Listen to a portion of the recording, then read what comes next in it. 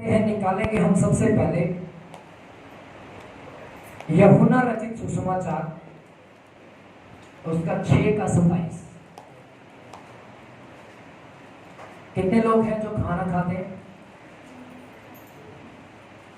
पीछे जो बैठे खाना ही खाते हैं, बिजली से चलते हो, इधर पीछे खाना खाते हैं सभी। जिनके हाथ नीचे वो खाते नहीं है। कितने लोग खाते हैं खाना? यार पंखा बंद करो।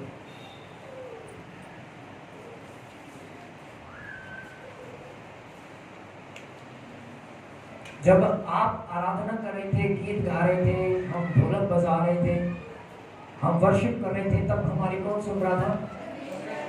कौन सुन रहा था? और अब परमेश्वर बोलेगा, परमेश्वर का कलाम बोलेगा, आप उसकी सुनोगे। Hallelujah, hallelujah. धीमी आवाज में बोले हालेलुया, और धीमी आवाज में बोले हालेलुया। कितने लोग आज खाना खाकर आए? कितने लोग हैं जो खाना खाकर आए? जितनों ने एक ने वाला खाया वो आधा हाथ उठाए, जितनों ने पेट भर के खाया वो पूरा हाथ उठाए। Hallelujah, hallelujah. आज हम 3 तरह के भोजन के बारे में बात करेंगे। एक्चुअल में वो 3 तरह का भोजन नहीं है, उसे 3 हिस्सों में बांटा गया है कि आप उनमें से कौन सा भोजन रोजाना लेते हैं। अब मैं वो 3 बातें, वो 3 भोजन आपके सामने रखूंगा और आप अपने जीवन में परख के देखना कि आप कौन सा भोजन सबसे अधिक खाते हैं। आपने सुना मैंने क्या कहा? जितनों को नहीं सुना वो बोले हालेलुया, जितनों को सुना है वह बोले हालेलुया। 3 तरह के भोजन अब मैं आपके सामने रखूंगा। सभी का ध्यान मेरी तरफ रहे, कोई इधर उधर ना देखे। 3 तरह के भोजन के बारे में आज हम बात करेंगे और उसमें से आप खुद अपनी लाइफ में देखना, अपने अंदर झांकना कि कौन सा वो भोजन है जो सबसे ज्यादा आप लेते हैं। समझ आया इतनी बात? सभी को समझ आया? तो आइए हम निकालेंगे यूहन्ना रचित सुसमाचार 6 अध्याय उसके 27 वचन को हम पढ़ेंगे।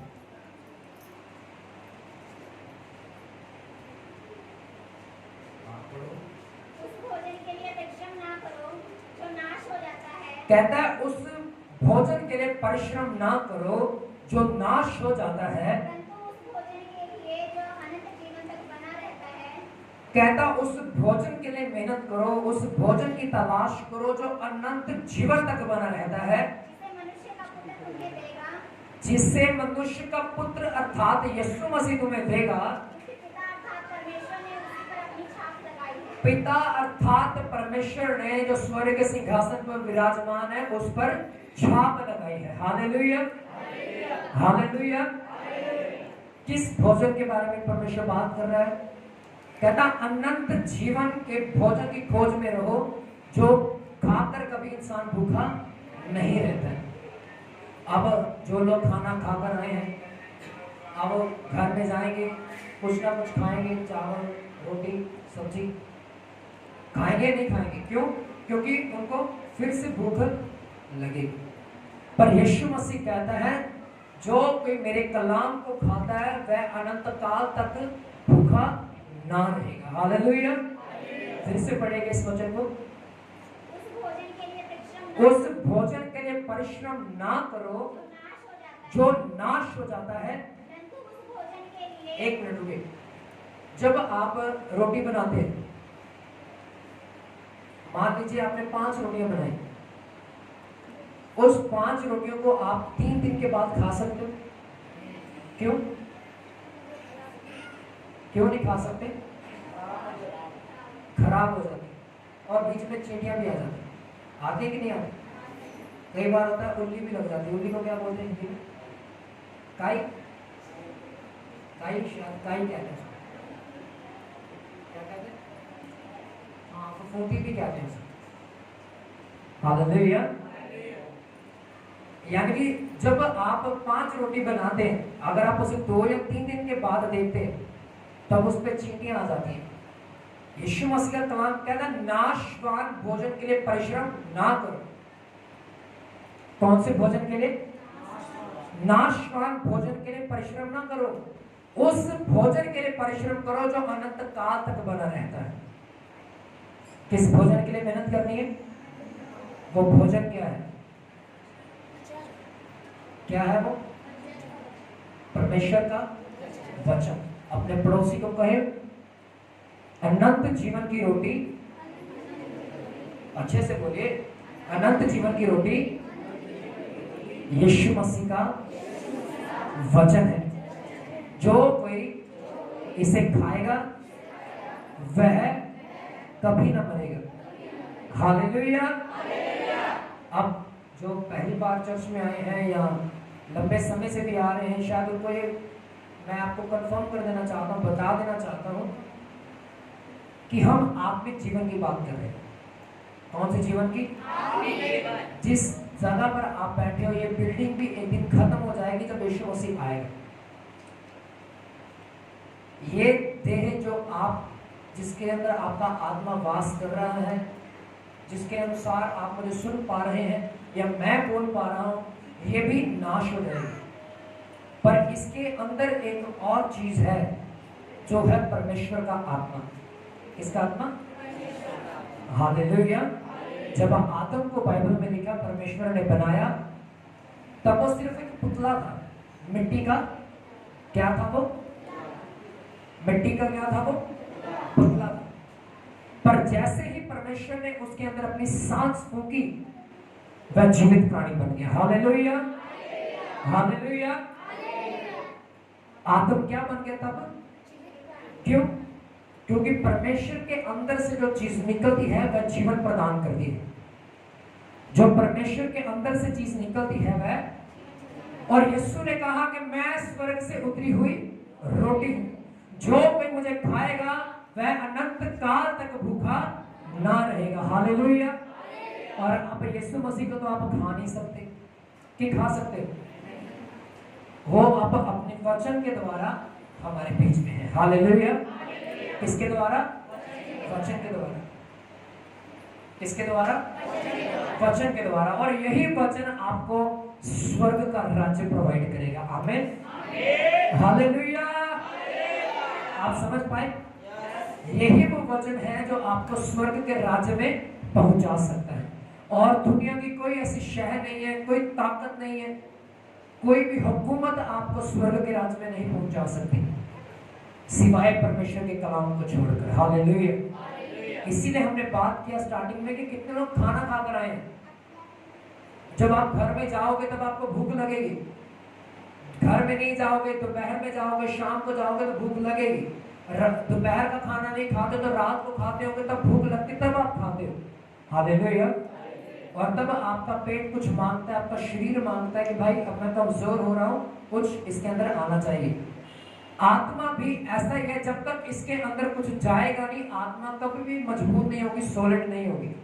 जब तक ये कमजोर रहेगी, शैतान इसके ऊपर वार करता रहेगा और हम गिरते चले जाएंगे। आप समझ पा रहे? Hallelujah, hallelujah. और इसीलिए यीशु मसीह का वचन कहता है यूहन्ना रचित सुसमाचार 6:27 में, नाशवान भोजन के लिए परिश्रम ना करो, बल्कि उस भोजन के लिए परिश्रम करो जो अनंत जीवन देता है। हालेलुया। धीमी आवाज में बोले हालेलुया, हालेलुया। कितनों को याद है कि आज से तकरीबन 2.5 से 3 साल पहले लॉकडाउन लगा था कोरोना की वजह से? कितनों ने नए नए पकवान बनाए थे जो जिंदगी में कभी नहीं बनाए? उन्होंने घर में अपने रसोई में एक शेफ का काम किया, यानी कि एक क्या कहते हैं उसको, कुकिंग नहीं, जो रसोई का काम करता है, शेफ को हिंदी में क्या कहते हैं? रसोइया। क्या कहते हैं? रसोइया, यानी खाना बनाने वाला। और उस समय अगर आप सोशल मीडिया देखते, फेसबुक, इंस्टाग्राम, व्हाट्सएप, लोगों ने अलग अलग तरह के पकवान सोशल मीडिया में फोटो खींच खींच के डाल रखे थे कि आज हमने ये बनाया, आज हमने ये बनाया, और हमने भी बहुत कुछ बनाया था, हम भी उसी चीज में इन्वॉल्व हैं। Hallelujah, hallelujah. एक समय था जब लोग फ्री थे, तब पकवान बनाने जा रहे थे, रसोइया बन चुके थे, शेफ बन चुके थे, सोशल मीडिया के ऊपर एक्टिव रह रहे थे, और अन्य लोगों को भी एक्टिव कर रहे थे कि भाई हम बना रहे हैं, आपको भी बनाना चाहिए अलग अलग तरह के पकवान। ऐसे ही था ना, उस समय लोगों ने कितनी मेहनत की है नाशवान भोजन को तैयार करने के लिए। कुछ समय के लिए आनंद हुआ, कुछ समय के लिए तृप्त हुए, पर फिर से उन्हें भूख लगी, फिर से उन्हें खाना वो बनाना पड़ा, फिर से खाना पड़ा। पर यीशु मसीह का वचन जब एक बार देह में उतर जाता है, तब ये जीवन से कभी नहीं निकलता, ये जीवन से कभी नहीं निकलता है। हालेलुया। ये हमें अनंत जीवन देता है। क्या देता है? अनंत जीवन देता है। हालेलुया। बाइबल में लिखा है इस्राएलियों ने नाशवान भोजन की मांग की। कौन से भोजन की? उन्होंने परमेश्वर के विरुद्ध चिल्लाया, मूसा के ऊपर कुड़कुड़ाए, कहा कि इससे अच्छा तो हम मिस्र की गुलामी में थे, हमें वहां पर मांस खाने के लिए मिलता था, हमें अच्छी अच्छी रोटियां खाने के लिए मिलती थी, पर तू इस जंगल में हमें मरने के लिए लेके आया है। और मूसा जाके मुंह के बल परमेश्वर के सामने गिरा, और इस्राएलियों ने मांग की थी कि परमेश्वर हमें रोटी दे। बाइबल में लिखा 40 साल तक आसमान से उनके लिए मीट गिरता रहा। क्या गिरता रहा? अर्थात मन्ना। वो मन्ना ऐसा मन्ना था कि उसे कीड़ा भी नहीं खा रहा था, यानी कि वो जब जितनी उन्हें जरूरत होती थी वो उतना रखते थे, उससे कीड़े भी नहीं लगते थे, जितनी उन्हें भूख होती थी उतना उठाते थे, अगर एक्स्ट्रा रखते थे अपने पास तब उसे कीड़ा लगता, क्योंकि परमेश्वर नहीं चाहता था कि हम जरूरत से ज्यादा लें, जरूरत से। और परमेश्वर फिर उसे जला देता था, उसमें कीड़े भेजता था और वो खत्म हो जाता था। जितनी उन्हें भूख होती थी परमेश्वर ने आज्ञा दी थी कि जितनी तुम्हें जरूरत है सिर्फ उतना ही उठाना। बाइबल कहती जमीन भर जाती थी जब बारिश होती थी, मीट की, मन्ने की जब बारिश होती थी तब जमीन भर जाती थी। इस्राएली लोग उसे उठाते थे, अपने टोकरे भरते थे और ले जाते थे। अगर किसी के घर में 10 लोग थे तो वो 10 लोगों के लिए मन्ना उठा के लेके जाते थे और खाकर तृप्त हो जाते थे। पर उन्होंने खाया और वो मर गए। वो मन्ना स्वर्ग से गिरा, खत्म भी हो गया। पर एक ऐसा मन्ना आज से 2023 साल पहले इस पृथ्वी पर आया, मरा, खत्म भी हुआ, जीवित भी हुआ और आज भी जीवित है। Hallelujah, hallelujah.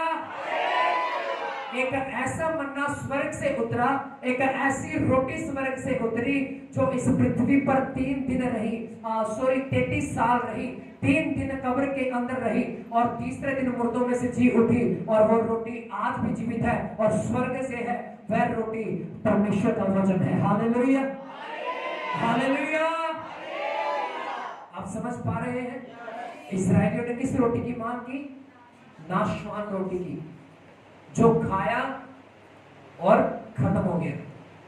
पर परमेश्वर ने एक ऐसी रोटी हमारे लिए इस नए नियम में भेजी जिसका नाम यीशु मसीह है। और जो यीशु मसीह को खाता है, उसके कलाम को खाता है, अंतड़ियों में बसा के रखता है, परमेश्वर उसे अनंत जीवन देता है। Hallelujah, hallelujah. तो इसीलिए हम भी जानते हैं कि एक रोटी हमारे लिए कितनी लाभदायक है, हमें कितना सुकून देती है एक रोटी। 3 दिन का भूखा व्यक्ति जब एक रोटी भी खाता है तो उसे आनंद महसूस होता है। वो तृप्त तो नहीं होता पर उसे एक अलग सा सुकून मिलता है कि उसके पेट में अब कुछ गया है। आप समझ पा रहे हैं?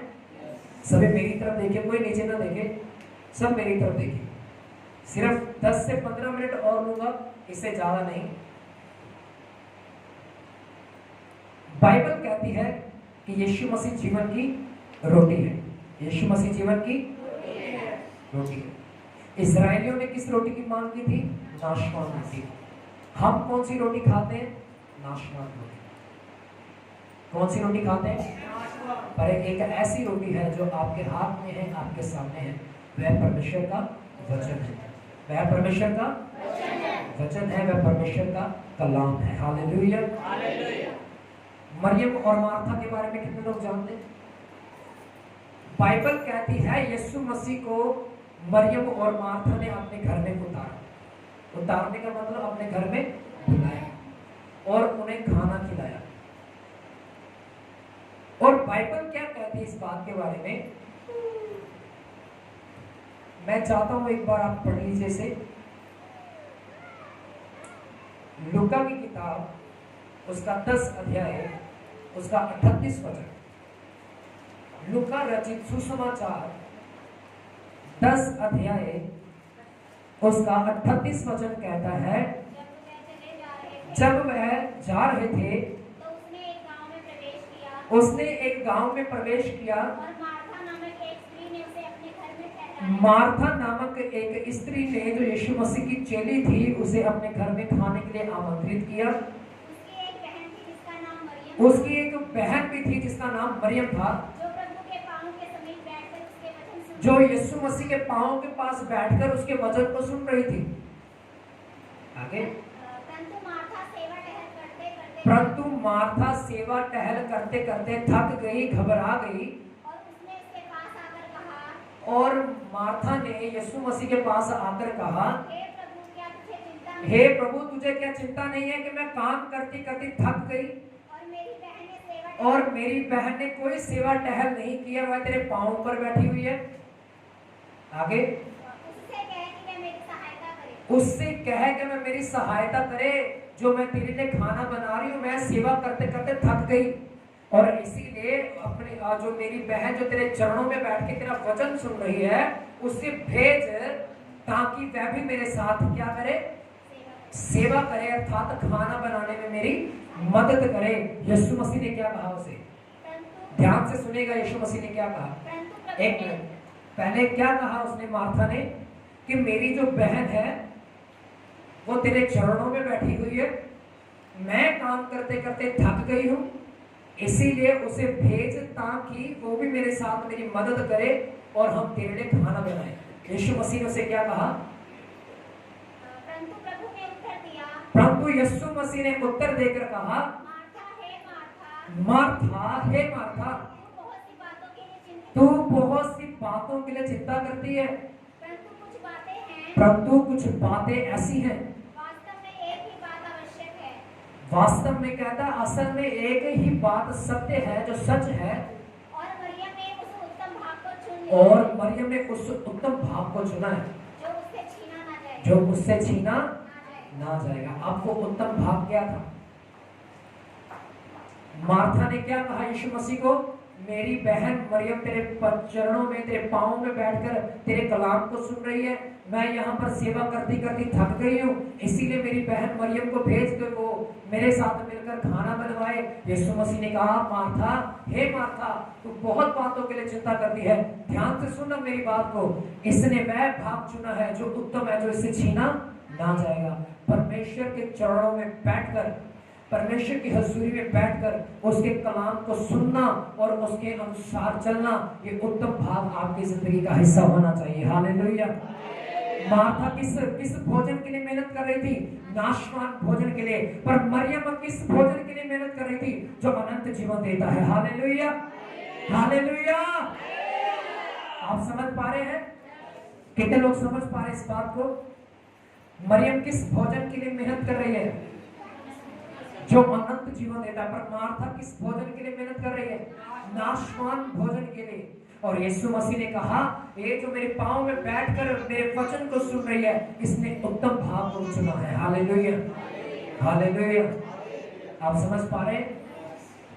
चलिए अब हम 3 भोजनों के बारे में बात करें। कितने लोगों को पता है फास्ट फूड, फास्ट फूड क्या होता है, फास्ट फूड क्या होता है, ऊंची से बोले, कितनों को पता है क्या होता है फास्ट फूड, हिदायत तो नहीं करती। बर्गर, मंचूरियन, नूडल्स और समोसे, हालेलुया, ये सब क्या है, फास्ट फूड है। इसको क्यों फास्ट फूड बोला गया है पता है आपको, क्योंकि इसको बनाने में समय कम लगता है, इसको समय नहीं लगता। और इसीलिए इसका नाम क्या दिया गया है, फास्ट फूड। आपको पता है यहाँ पर बहुत सारे लोग हैं जो फास्ट फूड खाते हो, वो वाला नहीं, बर्गर पिज्जा की वो वाला नहीं, एक फास्ट फूड का, ये तो मैंने अपनी तरफ से नाम दिया है फास्ट फूड। कितने लोग सुबह उठ के बाइबल को पढ़ते हैं? चलिए नीचे करते हैं। कितने लोग हैं जो फोन में एक मैसेज आता है, बाइबल का वर्स आता है, उसी को पढ़ के बस स्टेटस में लगा दिया और छोड़ दिया? ये फास्ट फूड वाले बंदे समझ रहे। जो लोग सिर्फ वचन को पढ़ लिया, पढ़कर स्टेटस पे डाल दिया या ग्रुप में डाल दिया, ये वह कैटेगरी के लोग हैं जो फास्ट फूड की कैटेगरी में आते हैं, जिन्हें जल्दबाजी होता है, परमेश्वर के साथ समय बिताने को नहीं मिलता है। और ऐसे लोग कभी परमेश्वर की इच्छा के अनुसार चल नहीं पाएंगे, उसके वचन के अनुसार बढ़ नहीं पाएंगे। हालेलुया। बहुत सारे लोग हैं जो सोशल मीडिया के ऊपर देखते हैं, वचन पढ़ लिया, अच्छा वचन क्या था, यीशु मसीह का वचन उन्होंने पढ़ा सोशल मीडिया के ऊपर, फेसबुक खोला, सबसे पहले वचन आया, हे दुनिया के सब परिश्रम करने वाले लोगों, तुम मेरे पास आओ, मैं तुम्हें विश्राम दूंगा। प्रभु जी मैं आपके पास आता हूँ, आप मुझे विश्राम दीजिए, मेरे बिजनेस में आशीष दीजिए, आमीन, और काम पे चले।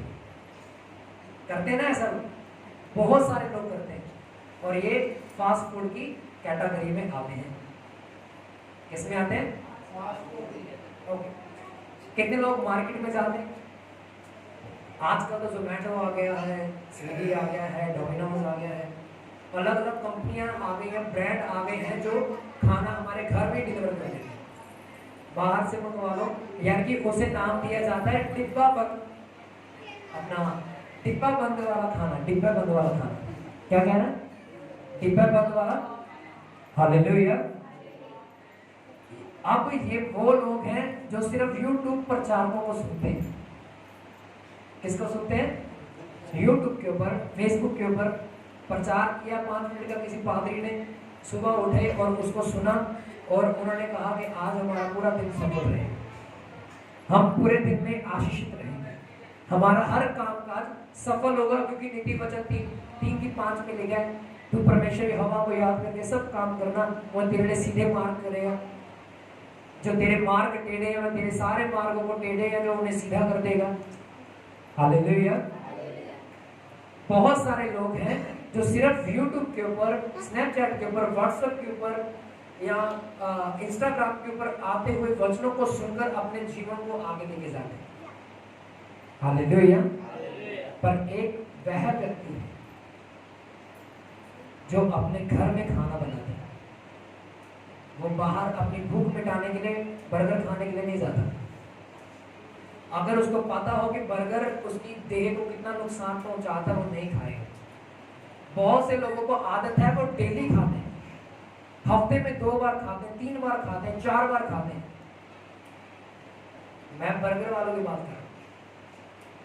अगर आपको पता हो कि वो आपकी देह को, आपके शरीर को नुकसान पहुंचाता है, वो जंक फूड है, और एक फास्ट फूड नाम तो दिया गया है, पर एक्चुअल में वो जंक फूड है, वो आपकी देह को अंदर ही अंदर खत्म कर देगा अगर आप उसको रेगुलर खाते हो। अगर आप महीने में 1 या 2 बार उसका सेवन करते तो अच्छी बात है, अगर आप रोज खाते हो तो आपकी देह को नुकसान पहुंचाएगा। और वैसा ही जो लोग वचन को पढ़ के स्टेटस के ऊपर वचन को पढ़ लेते हैं और वो वचन उनको फायदा नहीं देगा, वो वचन उनको नुकसान पहुंचाएगा, क्योंकि उन्होंने पर्सनली परमेश्वर के साथ समय नहीं बिताया। बहुत से लोग बाहर से अपना खाने की चीजों को मंगवाते हैं, प्लास्टिक की थैलियों में जब आप गर्म चीजें मंगवाते हैं, जब उसका धुआं पूरी प्लास्टिक में फैल जाता है। अगर आपको पता हो कि प्लास्टिक किस चीज से बनता है, आग में बनता है, और आग में से जो धुआं निकलता है वो आपके शरीर को कितना नुकसान पहुंचाता है, अगर आपको ये पता तो आप कभी ना उस चीज को खाओगे। प्लास्टिक में आने वाली चीजों को आप कभी ना खाओगे। मार्केट में बहुत सारी चीजें अवेलेबल है, टिक्की भी मिल जाती है, अपना उसको क्या कहते हैं जो हम लेके आते हैं, नगट्स आते हैं, अलग अलग चीजें आती हैं जो डिब्बे में पैक होती है, पर वो बहुत लंबे समय से उन पैकेज में बंद होती है और उनके अंदर बहुत सारे कीटाणु जो प्लास्टिक में होते हैं वो फैल जाते हैं। जब आप खाते हो तब आपकी देह को नुकसान पहुंचता है। आप समझ पा रहे हैं? और ये वो लोग हैं जो सिर्फ यूट्यूब प्रचारकों को सुनते आते हैं, खुद परमेश्वर के साथ समय नहीं बिताते। फास्ट फूड इसीलिए बोला गया कि वो जल्दी तैयार होता है, बाहर से भी इसलिए मंगवाया जाता है कि यार घर में ना बनाना पड़े। पर जो लोग घर में मेहनत करते हैं उन्हें पता होता है कि हमने अपने हिसाब से नमक डाला है, हमने अपने हिसाब से मिर्ची डाली है, हमने अपने ही हिसाब से हल्दी डाली है, और ये हमारे शरीर के लिए लाभदायक है। समझ पा रहे हैं सभी? और वो लोग मेहनती हैं जो परमेश्वर के साथ भी समय बिता सकते हैं। Hallelujah, hallelujah. अब मुझे नहीं पता कि आप में से कौन से लोग हैं जो फास्ट फूड की कैटेगरी में, जो डिब्बा बंद की कैटेगरी में है, या खुद मेहनत करके घर में खाना बनाते हैं। कितने लोग हैं जो हफ्ते में एक आधी बार बाहर का खाना खाते हैं, बर्गर पिज्जा वगैरह, हफ्ते में एक बार, जो रेगुलर खाते हैं 2 दिन के बाद, 2 दिनों के बाद? है कोई ऐसा? अच्छा, जो ऑर्डर करते हो बाहर से, है आप में से ऐसा कोई है? अगर नहीं है तो अच्छी बात है, क्योंकि वो खाना आपकी देह को नुकसान पहुंचाएगा। जंक फूड भी आपकी देह को नुकसान पहुंचाएगा। पर जो खाना आप अपने घर में बनाते हो, मेहनत करके बनाते हो, उसमें आपकी जो हेल्थ है, आपकी सेहत है, वह भी बनी रहेगी और तंदुरुस्त रहेगी। आमीन, हालेलुया, हालेलुया। यह वह लोग हैं जो परमेश्वर के सामने रोज अपने घुटने टेकते हैं, अपनी बाइबल खोलते हैं, अपना समय परमेश्वर के साथ बिताते हैं। वह जल्दी से स्टेटस को देख के अपने जीवन को तैयार नहीं करते। वह सिर्फ यूट्यूब प्रचारकों को सुन के, सोशल मीडिया, फेसबुक, इंस्टाग्राम पे आने वाले प्रचारकों को सुनकर आगे नहीं बढ़ते। बल्कि आपको मैं एक सलाह देना चाहता हूं, जब तक आप परमेश्वर के साथ खुद अपना फिजिकली रिलेशन नहीं बनाओगे, एक अपना देह के साथ, अपनी देह के साथ परमेश्वर के साथ नहीं बैठोगे, उसके सामने अपने घुटने नहीं टेकोगे, तब तक आप कभी भी हेल्दी नहीं रह पाओगे। याद रखें, चाहे आप एक्सरसाइज करते हैं, चाहे आप जिम जाते हैं, चाहे आप वॉक करने के लिए जाते हैं, कुछ भी करते हैं। आपको पता है कालेब नाम सुना है अपने बाइबल में से? यहोशू के बाद कालेब ने इस्राएलियों की क्या की? अगुवाई की। कालेब को जब हिस्सा मिलने लगा, उसने कहा कि मेरा हिस्सा, मेरी जमीन का जो हिस्सा मेरा बनता है, वह मुझे दे दिया जाए। सभी ध्यान से सुनिए, आवाज़ें मारना बंद करें। जिसको नींद आ रही है वो उठ के पीछे जाइए। हालेलुया, धीमी आवाज में बोले हालेलुया, और धीमी आवाज में बोले हालेलुया। जिसको नींद आ रही है वो बोले हालेलुया। नींद आ रही है क्या? Hallelujah, hallelujah. सभी मेरी तरफ देखिए, कोई सिर नीचे ना करे। कालेब ने कहा मेरी जमीन का हिस्सा मुझे दे दिया जाए। उसने कहा जितना जोर मेरे अंदर 20 साल की उम्र में था, 90 साल की उम्र में भी मेरे अंदर उतना ही जोर है। मैं फिर से बोल रहा हूं, ध्यान से सुनेगा मैं क्या कह रहा हूं। कहता जितना जोर मेरे अंदर 20 साल की उम्र में था, उतना ही जोर आज, यानी कि जब वो बूढ़ा हो गया, 90 वर्ष का होगा, कहता आज भी मुझ में उतना ही जोर है। अगर मैं 10 बंदों को एक बार में मारता था, तो आज भी मैं 10 बंदों को एक बार में मारने की ताकत रखता हूँ। कहता मेरी हड्डियां कमजोर नहीं हुई, मेरी आंखों में धुंधलापन नहीं आया, मैं कमजोर नहीं हुआ, मेरी मानसिक, मेरी मनोवैज्ञानिक ताकत कहता कमजोर नहीं हुई। आज भी मैं वैसा ही का वैसा ही हूं जैसा मैं 20 साल की उम्र में था। ऐसा क्यों? और उसकी इतनी तंदुरुस्त सेहत का राज था परमेश्वर के वचन के अनुसार चलते थे। आप समझ पाए?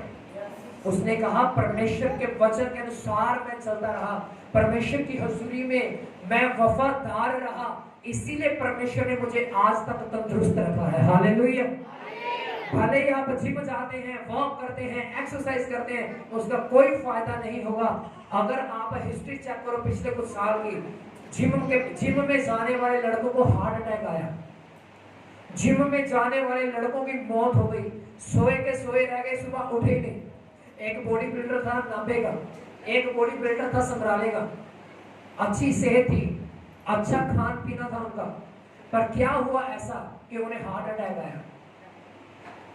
पाप उनकी जिंदगी में था, गलतियां उनकी जिंदगी में थी। और बाइबल कहती है कालेब एक ऐसा व्यक्ति था जो कहता कि आज भी मेरे अंदर 20 साल की उम्र वाला जोर है, जबकि वो 90 साल का हो चुका था। Hallelujah, hallelujah. आप समझ पा रहे हैं इस बात को? याद रखिए, जब तक आप परमेश्वर के साथ समय नहीं बताएंगे, आप कभी भी अपनी जिंदगी में अच्छी सेहत को नहीं देख पाएंगे। आपके बच्चे आपकी कभी नहीं सुनेंगे। अगर आप परमेश्वर की नहीं सुनते हैं तो याद रखिए परमेश्वर आपकी भी नहीं सुनेगा और आपके बच्चे भी आपकी नहीं सुनेंगे। Hallelujah, hallelujah. आप आज आपने अपने आप को जांचा कि क्या आप यूट्यूब प्रचारकों को सिर्फ सुनकर चलने वाले व्यक्ति थे? क्या सिर्फ आप सोशल मीडिया के ऊपर वचन आता है जो पढ़कर जीवन का संचालन करने वाले व्यक्ति थे? या आप परमेश्वर के साथ घुटनों के ऊपर बैठकर अपने वचन को खोल के, अपनी बाइबल को खोल के परमेश्वर से वचन मांगने वाले व्यक्ति हैं? हालेलुया। आप में से बहुत सारे पहली कैटेगरी में भी होंगे, दूसरी में भी होंगे, तीसरी में भी होंगे। हालेलुया। मैं ये नहीं कहता कि आप सभी पहला कैटेगरी में आते हो, मैं ये नहीं कहता कि आप सब दूसरी कैटेगरी में आते हो, मैं ये नहीं कहता कि आप सभी तीसरा कैटेगरी में आते हो, पर मेरी प्रार्थना यही है, मेरी दुआ यही है कि आप तीसरे नंबर की कैटेगरी में आओ। Hallelujah, hallelujah. तीसरा कैटेगरी क्या है? जो परमेश्वर के साथ समय बिताता, अपने घुटनों को तोड़ता परमेश्वर के सामने, अपने हाथों को परमेश्वर के सामने उठाता है और अपने आप को समर्पण करता है। संपूर्ण समर्पण परमेश्वर आपकी जिंदगी से चाहता है। आमीन, हालेलुया, हालेलुया। कितने लोग समझे इस वचन को? नाशवान भोजन के लिए मेहनत ना करें, उस भोजन के लिए मेहनत करें जो अनंत जीवन देता है, और वो जीवन क्या है? यीशु मसीह। आमीन, हालेलुया। यीशु मसीह ने कहा धन की तलाश में ना रहे, संसारिक वस्तुओं की तलाश में ना रहे। सबसे पहले किस चीज की तलाश कर? परमेश्वर के धर्म और राज्य की खोज कर। वो सब चीजें जो संसार की हैं तेरे पीछे होकर तुझे मिलेगी। आप इस वचन के ऊपर विश्वास करते हैं? कितने लोग विश्वास करते हैं? हालेलुया। धन की चिंता ना करें कि आज आपके पास पैसा नहीं है, वस्त्रों की चिंता ना करें आपके पास वस्त्र नहीं है। एक बहन बीते दिनों में मेरे पास आई, उन्होंने कहा भैया मुझे ना बड़ा अजीब महसूस होता है। मैंने बोला क्यों? कहती मेरे पास सिर्फ 4 जोड़ी कपड़े हैं। मैंने बोला 4 जोड़ी कपड़े मतलब? कहती मेरे पास 4 तरह के सूट हैं, मैं हर बार हर रोज वही पहनती हूँ, एक दिन वो, एक दिन वो, एक दिन वो और एक दिन वो। तो मैंने बोला फिर क्या हो गया? तेरी पहचान तेरे कपड़ों से नहीं है। इस बात को हमेशा याद रखिएगा, आपकी पहचान आपके कपड़ों से नहीं है, आपकी पहचान आपके अंदरूनी कपड़ों से है। क्या आपके आत्मिक वस्त्र साफ है? या प्रकाशित वाक्य की किताब कहती है धन्य है वह व्यक्ति, धन्य का मतलब है आशीषित है वह व्यक्ति जिसने समय रहते अपने वस्त्र यीशु के लहू से धो लिए हैं। हालेलुया।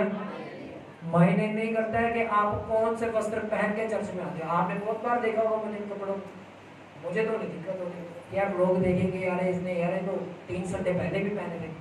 मुझे इस बात की चिंता नहीं है कि लोग मेरे बारे में क्या सोचते हैं। हालेलुया। हमें चिंता इस बात की है कि परमेश्वर हमारे बारे में क्या सोचता है, और आपको भी यही होना चाहिए कि परमेश्वर आपके बारे में क्या सोचता है। ये मत देखिए आपके पास सुंदर कपड़े नहीं है, अच्छी चप्पल नहीं है पहनने के लिए, परमेश्वर इन सब चीजों को नहीं देखता है। परमेश्वर कहता है अगर ये सब चीजें तुझे चाहिए तो सबसे पहले मेरे धर्म और राज्य की खोज कर।